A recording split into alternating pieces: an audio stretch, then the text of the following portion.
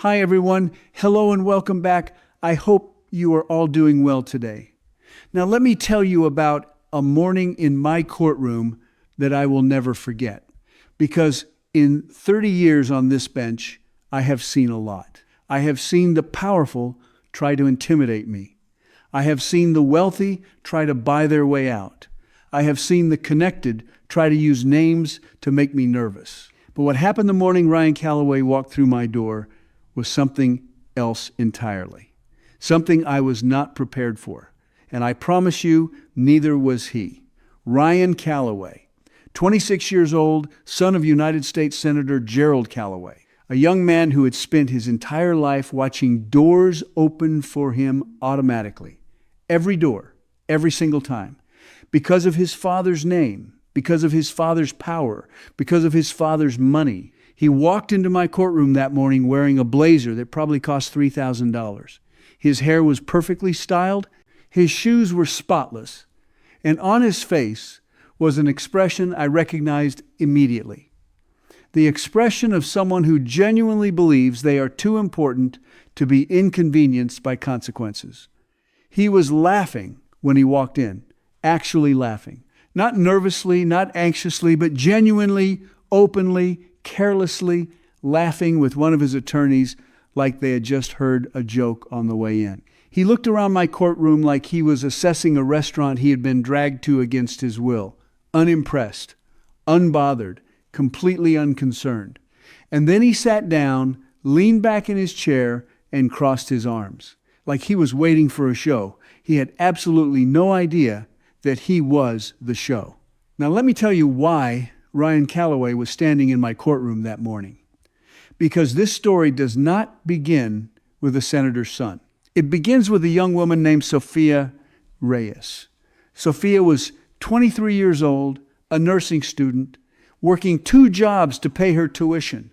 On the night of March 14th, Sophia was driving home from her late shift at the hospital. She was tired. She was careful. She was doing everything right. Ryan Calloway was not. Ryan had spent that evening at an exclusive rooftop party in downtown Providence. He had been drinking for 4 hours.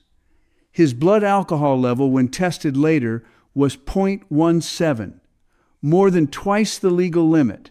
He ran a red light at 40 miles per hour and hit Sophia's car directly on the driver's side. Sophia's car was totaled. She suffered a fractured collarbone, 3 broken ribs, and a severe concussion. She spent 4 days in the hospital. She missed 6 weeks of her nursing program. She lost both of her jobs because she could not work during her recovery. And the medical bills totaled $47,000. $47,000 that Sophia Reyes did not have. When the police arrived at the scene, Ryan Calloway did something that the responding officers still talk about. He called his father before he called for help, before he checked on Sophia, before he did a single human thing. He called his father. Senator Gerald Calloway arrived at the scene 20 minutes later with 2 attorneys and a demand that the officers handle this discreetly. The officers did not handle it discreetly. They arrested Ryan Calloway on the spot, and his case landed in my courtroom 3 months later. My bailiff announced the case clearly and firmly. Ryan Calloway looked up from his phone. Yes, he had his phone out in my courtroom, just like that. Phone out, legs crossed, the posture of a man who had already decided this was going to be fine. Mr. Calloway. I said it politely but clearly. Put the phone away, please. He smiled. He actually smiled at me. Sure, Judge. Not Your Honor. Not yes, sir. Just sure, Judge. Like we were old friends catching up over coffee.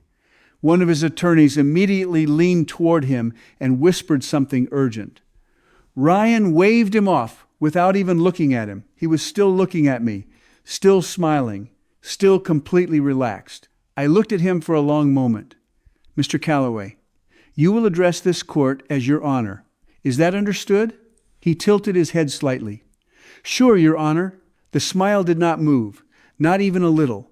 I reviewed the documents in front of me carefully. Mr. Calloway, You are charged with driving under the influence causing serious bodily injury, reckless driving, failure to stop at a traffic signal, and leaving the scene of an accident. How do you plead? His lead attorney stood immediately. Your Honor, my client pleads not guilty on all charges. We believe the evidence in this case has been significantly mischaracterized, and we are confident that a full review of the facts will demonstrate that this was a tragic accident rather than a criminal act. I looked past the attorney directly at Ryan. Mr. Calloway, your blood alcohol level at the time of the accident was 0.17. Ryan leaned forward very slightly. Breathalyzers are not always accurate, Your Honor. I am sure your attorneys have told you that, but I would like to hear from you directly. Were you drinking on the night of March 14th? He paused. I had a couple of drinks earlier in the evening. A couple, I said. 0.17 is more than a couple, Mr. Calloway. He shrugged. One shoulder, just like that. I metabolize alcohol differently than most people. It is a documented medical condition. I have documentation in the filings. The courtroom murmured. I kept my eyes on him. You ran a red light at 40 miles per hour. It was late. The intersection was poorly lit. It was a green light 30 seconds earlier. He smiled again. Your Honor, I think we are getting into a very technical discussion about traffic signal timing that probably requires expert testimony rather than a general conversation. I have been on this bench for 30 years, Mr. Calloway. I am familiar with traffic signals. He laughed. He actually laughed, quietly, under his breath, but loud enough for me to hear it, and loud enough for Sophia Reyes sitting at the plaintiff's table to hear it too. I watched Sophia's face when she heard that laugh. She had come into my courtroom composed and dignified. She had prepared herself for this. But that laugh, that casual, careless, dismissive laugh from the man who had shattered her collarbone and stolen 6 weeks of her life, that laugh broke something open in her expression just for a moment. Just enough, I saw it. And I remembered it. Mr. Calloway, I said quietly, is something amusing to you? He straightened slightly. No, Your Honor, I apologize. It did not sound like an apology. It sounded like someone reciting the word apology from a script. I turned to Sophia. Miss Reyes, can you tell this court what your life has looked like since March 14th? Sophia took a breath. Her voice was steady, but I could hear the effort behind every word. I lost my jobs, she said. Both of them. Because I could not work for 6 weeks. I fell behind on my tuition. My nursing program put me on academic probation because of my absences during recovery. I had to move out of my apartment because I could not afford rent without income. I am currently living with my aunt. I have $47,000 in medical bills that I have no way to pay. And I have not been able to sleep properly since the accident because every time I close my eyes, I see headlights coming at me. The courtroom was completely silent. Ryan Calloway was looking at the table in front of him. Not at Sophia, not at me, at the table. Thank you, Miss Reyes, I said gently. I turned back to Ryan.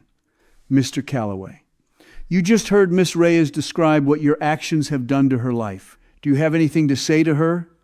He looked up. His attorney started to rise. Ryan stopped him. He looked towards Sophia briefly. I am sorry this happened, he said. It was an unfortunate situation. An unfortunate situation, I repeated. Her collarbone was fractured. She has $47,000 in debt. She lost her home. She is on academic probation in a nursing program she has worked her entire life to be part of. And you would describe that as an unfortunate situation? He shifted in his seat. I did not intend for anyone to get hurt, Your Honor. Drunk drivers never intend for anyone to get hurt, Mr. Calloway. That is precisely why we have laws against driving drunk. He said nothing. Mr. Calloway, I said, I want to ask you a direct question and I want a direct answer. Do you understand the impact of what you did that night? He looked at me. And what I saw in his eyes in that moment was something that genuinely disturbed me. Not guilt, not shame, not remorse, just calculation. the look of someone trying to figure out what answer would produce the best outcome for himself. "I understand that Miss Reyes was injured," he said carefully, "and I feel terrible about that. Do you?" I asked. "Because since you walked into my courtroom this morning, you have smiled, laughed, dismissed this court's questions, and described a woman's destroyed life as an unfortunate situation. That is not what terrible looks like, Mr. Calloway." He opened his mouth, closed it again. His attorney leaned toward him urgently. And that is when the door to my courtroom opened and Senator Gerald Calloway walked in. The senator was a tall, imposing man in a perfectly pressed suit. He moved with the easy authority of someone accustomed to rooms rearranging themselves around his presence. He sat in the front row of the gallery directly behind his son. And the moment Ryan saw his father, something shifted in him. His posture changed, his chin came up, his confidence returned like a switch had been flipped. Because Daddy was here, and Daddy always fixed things. "Your Honor," Ryan's lead attorney said, standing, "we would like to make a statement regarding restitution." "Go ahead," I said. "The Calloway family has authorized a payment of $47,000 to Miss Reyes to cover her documented medical expenses. The payment is ready to be transferred immediately. We believe this demonstrates genuine remorse and responsibility, and we respectfully request the court's consideration in sentencing." I looked at the attorney, then at Ryan, then at Senator Calloway sitting in the gallery, then back at Ryan. "Mr. Calloway, did you decide to offer this payment before or after you walked into this courtroom today?" Silence. His attorney answered for him. "The decision was finalized this morning, Your Honor." "This morning," I said, "not in the 3 months between the accident and today. Not when Miss Reyes lost her jobs. Not when she lost her apartment. Not when she received her first medical bill. This morning, when you walked into my courtroom and realized you needed to make a better impression." The attorney began to speak. I raised my hand. "Let me be very clear about something. Restitution is not remorse. Writing a check is not accountability. And walking into my courtroom with a payment prepared as a strategy is not the same as understanding what you have done." I looked directly at Ryan Calloway. He was not smiling anymore. "Mr. Calloway, you drove drunk. You ran a red light. You hit a young woman who was doing everything right. And then you called your father before you called for help. You've shown no genuine remorse in this courtroom today. You laughed, you shrugged, you described this woman's devastated life as an unfortunate situation. And then when your father arrived, you straightened up and your team offered money. Not because you felt it, but because you calculated it. I have seen many defendants sit in that chair over 30 years. And the ones who frighten me most are not the ones who are angry. They are the ones who simply do not feel it, who look at another person's suffering and see only an obstacle to manage. Ryan Calloway stared at me on the charge of driving under the influence, causing serious bodily injury. "I find you guilty. 18 months in state correctional facility, suspended license for 3 years upon release, 5 years probation, on the charge of reckless driving and failure to stop at a traffic signal, an additional fine of $25,000. On restitution, the $47,000 offered this morning is accepted as a baseline. However, this court is also ordering an additional $75,000 to compensate Ms. Reyes for lost income, academic setback, emotional distress, and housing displacement. Total restitution, $122,000, payable in full within 60 days. Furthermore, I am recommending to the Rhode Island Bar that Senator Calloway's intervention at the scene of this accident on the night of March 14th be reviewed by the appropriate ethics committee. Attempting to influence law enforcement officers at the scene of a crime your son committed is not a father protecting his child, it is obstruction. And it will be treated as such. In the gallery, Senator Gerald Calloway's face had gone completely white. Ryan Calloway sat very still. The smile was gone. The shrug was gone. The casual, careless certainty that this would all be fine was gone. All of it. Gone. Because his father could not fix this one. His father's name could not fix this one. His father's money could not fix this one.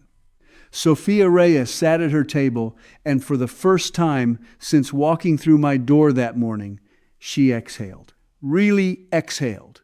The breath of someone who has been holding something for a very long time and has finally been allowed to put it down. That is what I work for. That exhale. That moment when someone who has been dismissed and minimized and laughed at sits in my courtroom and discovers that their pain has weight, that their life has value, that someone in a position of authority looked them in the eye and said, "What happened to you was wrong." And it matters. Sophia Reyes received every dollar she was owed. She returned to her nursing program. She got back on her feet. And Ryan Calloway spent 18 months learning that his father's name had a limit. And that limit was my courtroom door. If this story moved you today, please subscribe and leave your thoughts in the comments below. I read every single one. God bless you all, and I will see you in the next case.